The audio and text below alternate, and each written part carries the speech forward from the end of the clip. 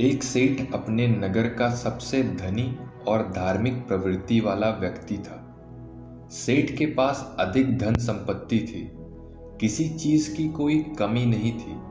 वो बहुत ही सुखपूर्ण अपना जीवन अपने परिवार के साथ जी रहा था। सेठ और उसकी पत्नी शुरू से ही असहाय लोगों की मदद करते थे।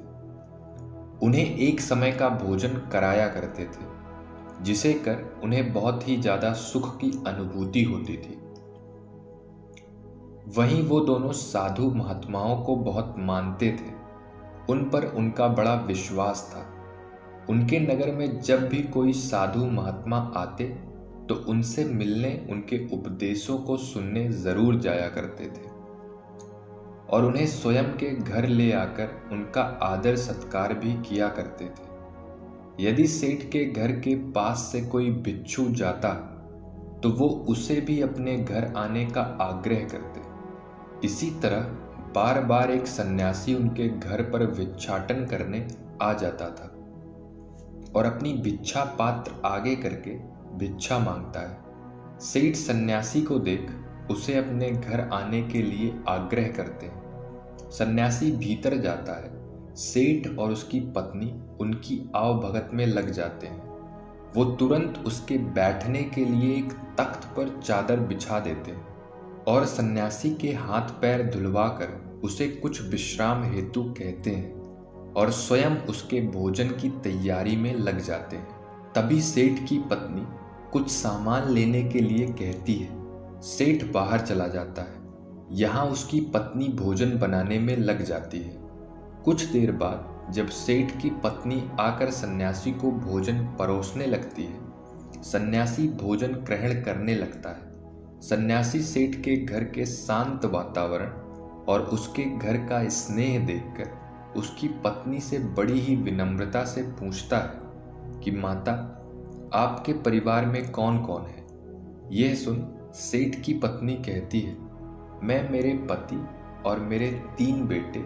यह सुन सन्यासी आगे कहता है कि तुम्हारे पति क्या करते हैं, कितना कमा लेते हैं? यह सुन सेठ की पत्नी कहती है कि हमारे पास धन की कोई कमी नहीं है, हमारे पास तो अपार धन संपत्ति है। यह सुन सन्यासी आगे कोई प्रश्न नहीं करता। तभी सेठ घर वापस आ जाता है। वो फिर पत्नी के साथ सन्यासी को भोजन परोसने लगता है। वो सन्यासी के लिए बाहर से कई तरह की मिठाई भी लेकर आता है।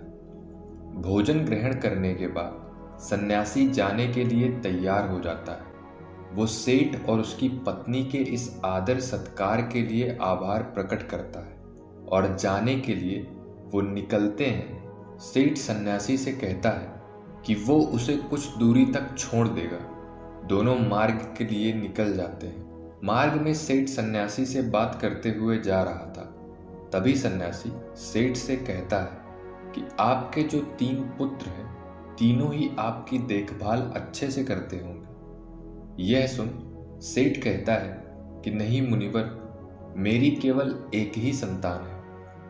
यह सुन सन्यासी सोचने लग जाते हैं कि यह सेठ कह क्या रहा है। सेठ की पत्नी ने कुछ कहा था, सेठ कुछ और कह रहा है। सन्यासी सेठ से कहता है कि आपके पास तो धन इतना है, आप इतने धनी हैं, सुख से होंगे। सन्यासी जानकर सेठ का उत्तर जानने के लिए यह बात करता है। तभी सेठ उत्तर देता है कि नहीं, मैं कोई धनी नहीं, मैं तो केवल 20,000 का ही मालिक हूं। यह सुन सन्यासी को अब लगता है कि शायद सेठ या फिर उसकी पत्नी कोई एक तो उससे झूठ कह रहा है। सन्यासी सेठ से पूछता है, क्या आपकी आयु क्या है? सेठ कहता है कि मैं 50 वर्ष का हूं। यह सुन सन्यासी को लगता है कि यह तो सेठ एक वृद्ध है, इसकी आयु 70 से कम नहीं है, लेकिन यह हर बार गलत उत्तर क्यों दे रहे हैं, झूठ क्यों बोल रहे हैं? यही सोच सन्यासी अब सेठ से कहता है कि आप इतने धार्मिक होकर भी झूठ बोलते हैं, असत्य का सहारा लेते हैं, आपको देखकर ऐसा लगता तो नहीं। यह सुन सन्यासी कहता है कि क्षमा करें मुनिवर, लेकिन मैंने आपसे क्या झूठ बोला है? मैंने तो आपसे ऐसा कुछ भी नहीं कहा। यह सुन सन्यासी कहता है कि जो कुछ भी मैंने आपसे पूछा वही प्रश्न मैंने आपकी पत्नी से भी किए, लेकिन दोनों के उत्तर अलग हैं। यह सुन सेठ कहता है कि कैसा प्रश्न मुनिवर? तब सन्यासी कहता है, मैंने आपकी पत्नी से पूछा था कि उनके घर में कौन कौन है, तो उन्होंने कहा कि आप दोनों के अलावा आपके 3 पुत्र हैं, लेकिन आप कहते हैं कि आपकी केवल एक ही संतान है। जब मैंने आपसे धन के बारे में पूछा कि कितना है, तो आपकी पत्नी ने बताया कि आपके पास बहुत धन है, आप इस नगर के धनी लोगों में से एक हैं, और आप कहते हैं कि आप बस 20,000 के ही मालिक हैं। अभी मैंने जब आपकी आयु पूछी तो आप 50 वर्ष बता रहे हैं, जबकि देखने में आप 70 से अधिक के लगते हैं, यानी आपने झूठ कहा। यह सुन सेठ बड़े ही विनम्र स्वर में कहता है, क्षमा करें मुनिवर, लेकिन झूठ बोलना पाप है, तो भला मैं आपसे झूठ क्यों बोलूंगा, और वो भी आप जैसे महात्मा से जिन्हें मैं इतना मानता हूँ। ना तो कोई मैंने आपसे झूठ कहा, ना मेरी पत्नी ने, हमने बस सत्य बताया है। यह सुन सन्यासी कहता है कि लेकिन आप दोनों के सत्य अलग क्यों है? यह सुन सेठ कहता है कि ये सत्य है कि मेरे 3 पुत्र हैं, लेकिन जो मेरी आज्ञा का पालन करता है वो केवल मेरा एक ही पुत्र है। बाकी दोनों को अपने माता पिता से कोई मतलब नहीं है। जो कुसंग में रहता है वो मेरा अपना कैसे? इसलिए मेरे लिए मेरी एक ही संतान है। आपके दूसरे प्रश्न के अनुसार रही धन की बात, तो मुनिवर, मेरे लिए मेरा वही धन अपना है जो मैं स्वयं के जीवन में उपयोग करता हूँ, और वो इतना है जितना मैंने आपको बताया। बाकी सब जो है वो मेरा नहीं है।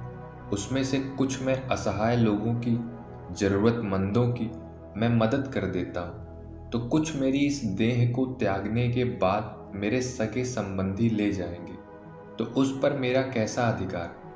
अब बात करें अंतिम प्रश्न की, तो मैंने अपने 50 वर्षों की आयु तक महात्माओं की शरण में जा शिक्षा लेना, जीवन के सही मूल्यों को समझना सीखा है, उनकी सेवा की है, और उस पर ही मैं इस संघ से जुड़ गया हूँ। यही कारण है कि मैंने आपको अपनी आयु ये बताई है।